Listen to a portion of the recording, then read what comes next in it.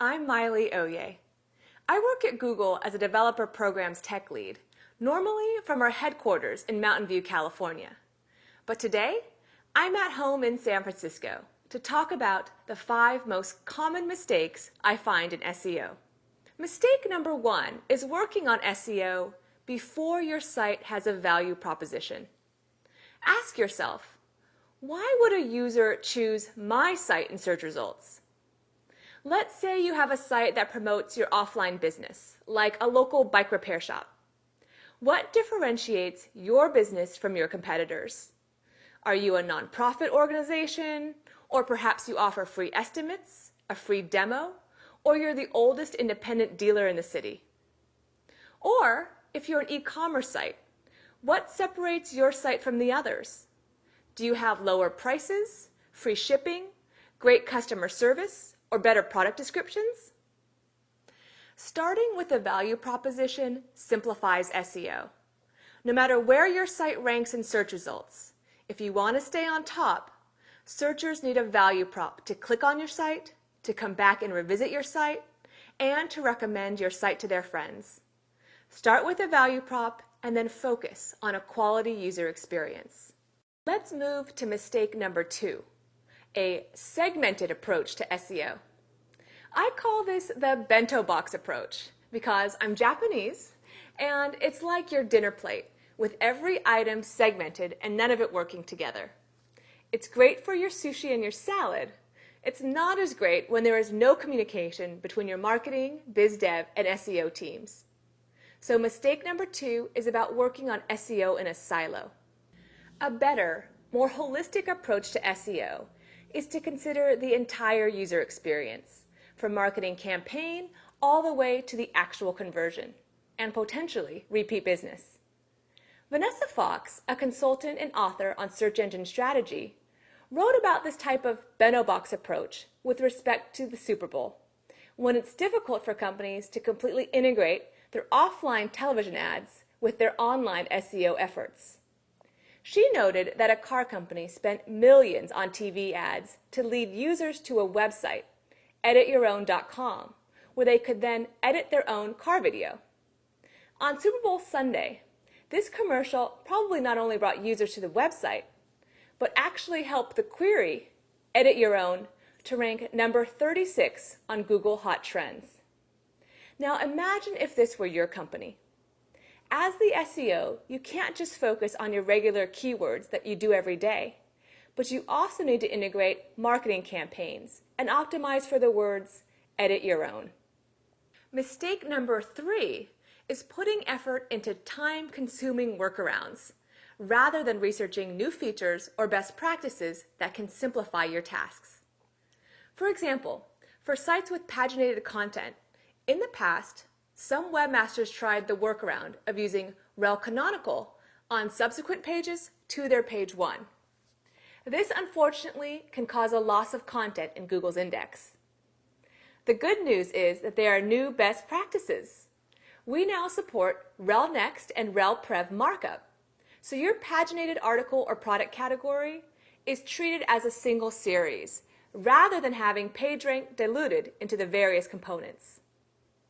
Also in the past, to have several new or updated pages crawled as quickly as possible, webmasters might have performed the lengthy task of updating their sitemap with the new URLs, then uploading the new sitemap file, and then submitting it to Google. But in 2011, we expanded Webmaster Tools Fetch's Googlebot, so that per week you can submit up to 500 new or updated URLs that you'd like to be crawled, or up to 10 URLs that you'd like crawled along with their linked pages. When submitting through Fetch's Googlebot, most URLs are crawled within 24 hours. An easy way to stay in touch of new features and best practices is to subscribe to the Webmaster Central blog. Now, while mistake number 3 is about time-consuming workarounds, often because an SEO isn't as up-to-date, mistake number 4 is along a similar spectrum, but now it's getting caught in SEO trends. In the early days of search engines, both webmasters and search engines chased the user. We were running the same race. get more users to visit and convert. Then, as the market matured, things went a little crazy. It was as if this race split into two simultaneous races. And rather than chasing users, some websites started chasing search engine algorithms. In over 6 years at Google, I've seen SEO trends take many forms. Around 2005, SEOs lost focus and spent countless hours editing their content for the optimal keyword density, meaning keywords per page. Not a great use of their time. Instead, they could have better spent their time making their content readable, compelling, and informative. I'm sure you have a long list of tasks for your site. Try to avoid the SEO trends and instead prioritize the tasks that will bring lasting value. Finally, this brings us to mistake number 5, slow iteration. At Google, we've been known to say that the main constant in SEO is that it's constantly evolving. The faster your team is able to iterate, the better. A good recipe is to 1, define metrics for success. Then 2, implement improvements. Next, measure the impact, and then create new improvements. And then last, prioritize those improvements based on the market and your team's personnel. And then, of course, repeat. The advantage to having an agile SEO cycle is quite clear. In 2009, we launched Rich Snippets, recipe or event sites that could iterate quickly and implement the proper markup could now show much more appealing search results. The same was true of video sites that were able to quickly create and submit video sitemaps. Again, those who were agile could get the benefits. Those are the 5 most common SEO mistakes that I find. But now let's cover good practices in SEO. First, do something cool. Have a value proposition that separates you from your competitors.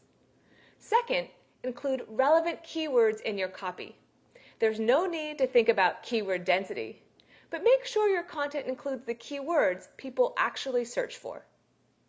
3, be smart about your tags, title tags and meta description tags, and your site architecture. 4, sign up for email forwarding in Webmaster Tools. This allows important messages from Google, such as notifications for crawl issues, to be forwarded directly to the inbox you check regularly, whether that's your work account inbox, Yahoo, or Gmail. 5, attract buzz. This helps bring natural links, great reviews, votes, +1s, and follows. And last, stay fresh and relevant. Perhaps expand your reach to social media sites, if that's a great place to reach your audience. Or make sure your site is accessible on smartphones if your product is great on the go. I hope this video helps you avoid the common SEO mistakes and instead focus on the good practices that can bring lasting, positive benefit. Thanks for watching.